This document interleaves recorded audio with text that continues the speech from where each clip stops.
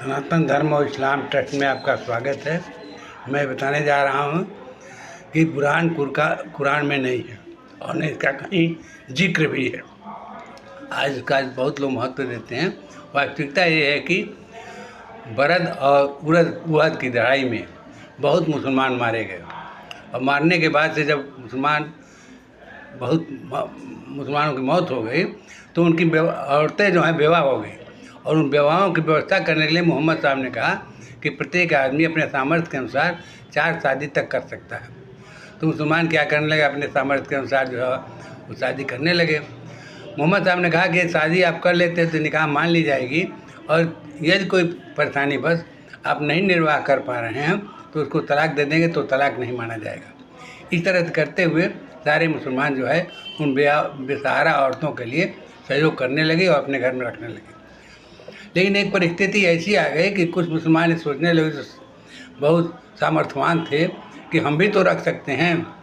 तो ये सोचने लगे कि यदि मोहम्मद साहब ने छूट कर दिया है कि शादी और तलाक दोनों की छूट दे दिया है तो क्यों नहीं हम दूसरे औरतों को भी रख सकते हैं।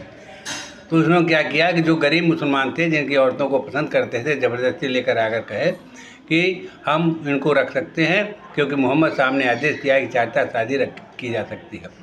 इस पर देख करके बड़े जो गरीब मुसलमान थे वो अपने औरतों को बचाने के लिए किस तरह सुरक्षित किया जाए, तो उन्होंने एक लिबास का बनाया जिसका नाम बुर्का रखा।